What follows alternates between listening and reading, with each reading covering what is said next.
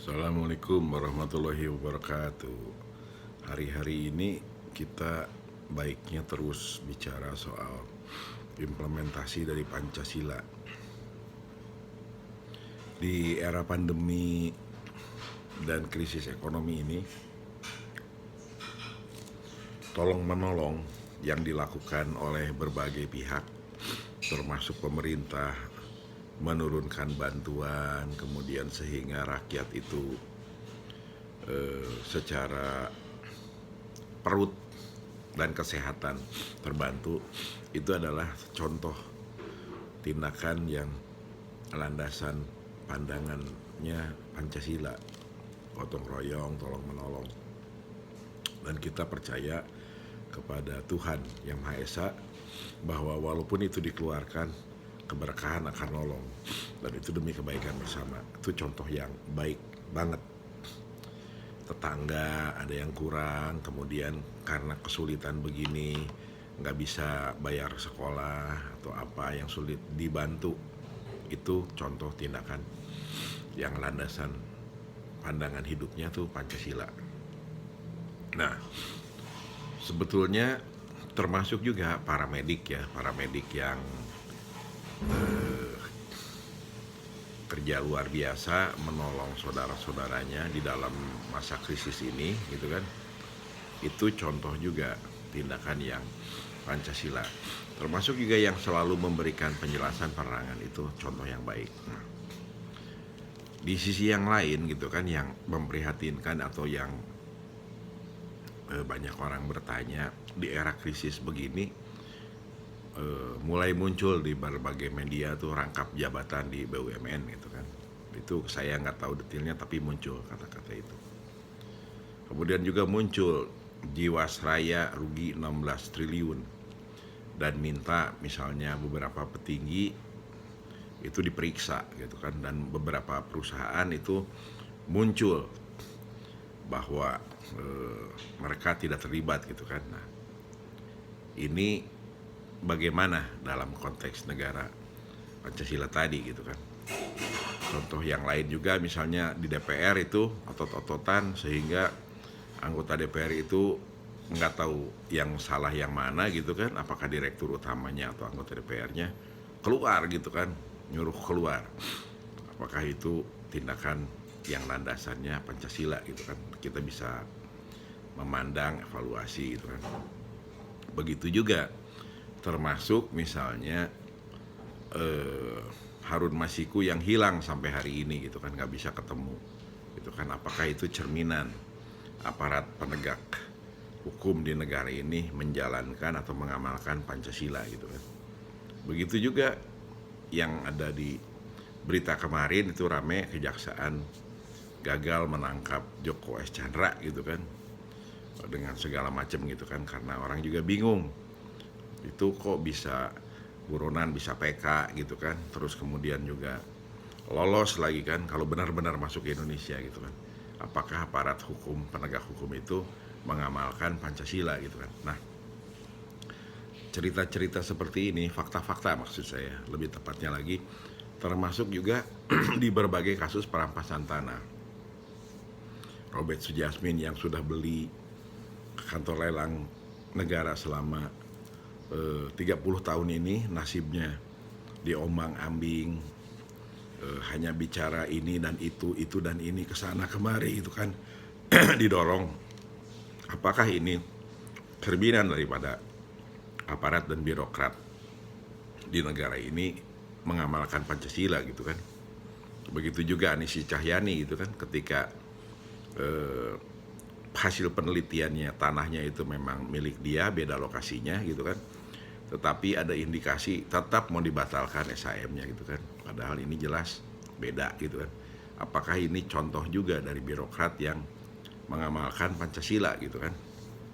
Nah, begitu banyak di berbagai persoalan pada perampasan tanah yang membuat saya berpikir dan prihatin, apakah tindakan-tindakan yang menimpa korban perampasan tanah itu berlandaskan Pancasila bagi para birokrat yang menanganinya. Nah, Tentu saya bisa subjektif gitu kan, hanya memandang dari sisi saya sendiri gitu kan, tetapi pagi ini saya ingin menginisiasi negeri ini sudah 75 tahun merdeka dan kita perlu syukuri dan sangat harus dijaga, dan ini berkat jasa para pahlawan dan para pendiri republik ini sehingga kita menikmati kebebasan ini.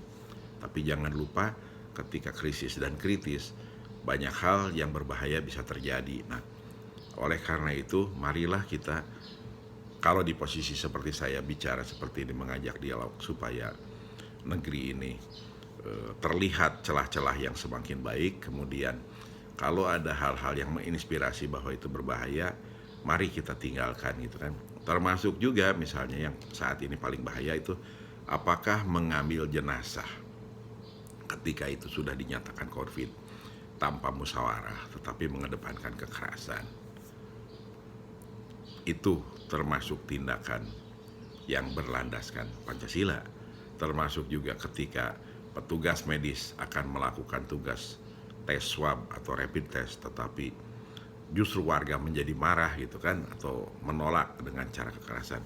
Itu adalah tindakan yang berlandaskan Pancasila gitu kan.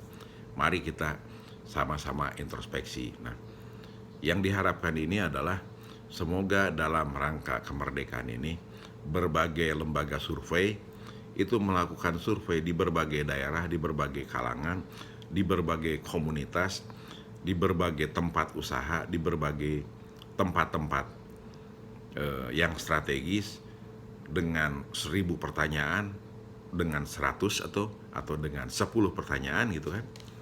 Nah, dikombinasikan, marilah ini kita jadi cerminan bersama dalam rangka 75 tahun kemerdekaan ini.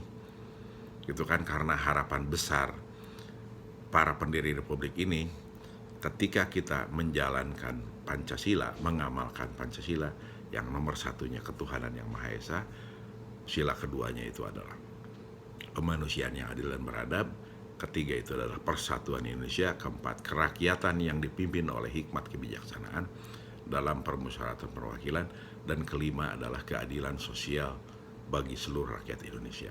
Maksudnya adalah sejauh mana 5 sila ini sudah terimplementasi di dalam kehidupan kita, dan semoga kita dengan cerminan itu yang dilakukan oleh berbagai universitas, lembaga survei yang ulang lagi, ataupun pemerintah sendiri, ataupun organisasi-organisasi yang independen, sehingga justru bangsa ini makin kuat. Dengan cerminan itu bangsa ini makin solid, dan menjadi introspeksi kita semua di dalam rangka menjaga negeri ini dan menjadi generasi yang bergandengan tangan untuk keluar dari krisis yang sangat kritis ini. Karena krisis belum selesai, seluruh dunia itu menciut, kita perlu sebuah tata cara yang baru, budaya yang baru, cara pandang yang baru, sudah sangat mendesak gitu kan. Jadi Pancasila ini sudah saatnya bukan diperdebatkan, bukan merasa siapa yang paling Pancasila, kemudian menuduh orang lain tidak Pancasilais gitu kan. Bukan saatnya lagi kita merasa kita yang paling menjaga NKRI ini, kemudian menuduh pihak lain itu tidak NKRI gitu kan, bukan itu. Dan bukan juga negeri ini bukan hanya untuk sekelompok orang, karena kalau bagi yang muslim yang mayoritas penduduknya itu sudah jelas Tuhan yang Maha Kuasa, Allah Subhanahu wa taala itu menyampaikan pesannya, petunjuknya, bahwa umat manusia ini di dunia ini diciptakan dengan berbagai suku, bangsa, dan berbagai macam karakter untuk saling belajar, untuk saling mensyukuri, untuk saling memperbaiki diri, sehingga semua keberagaman itu adalah memang sudah sunatullah, dan bangsa ini mempunyai Bhinneka Tunggal Ika. Artinya kita beragam-ragam tetapi kita mempunyai satu tujuan, untuk berbuat baik, mengamalkan yang baik gitu kan, sesuai dengan pembukaan Undang-Undang Dasar 45. Dan di negeri ini adalah umatnya adalah umat yang beragama.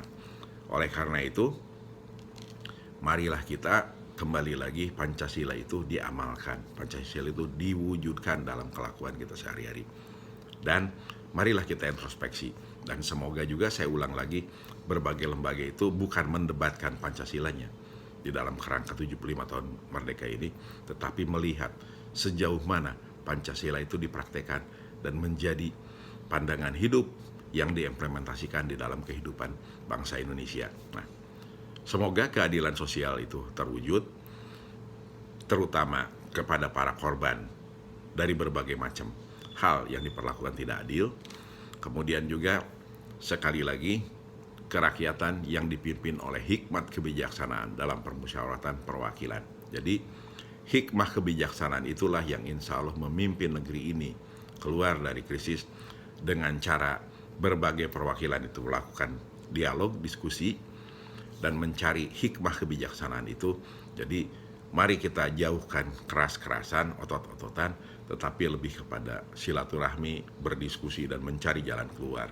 Jadi jangan ada lembaga negara ataupun kementerian diam-diam melakukan rapat gitu kan, korbannya tidak diajak gitu kan, kemudian juga keras-kerasan tadi tiba-tiba orang disuruh keluar dari rapat, tolong jangan lagi. Atau juga misalnya terlihat kalau kalangan tertentu, komunitas tertentu tiba-tiba nyerang terus gitu kan, itu mohon jangan. Marilah kita lihat bahwa kita perlu mencari celah, kita perlu mencari jalan, kita perlu mencari solusi agar bangsa ini selamat dari krisis yang sesungguhnya sedang terjadi. Dan itu adalah bukan karena kita yang membuat, tetapi itu faktanya sedang terjadi. Demikian, terima kasih. Assalamualaikum warahmatullahi wabarakatuh.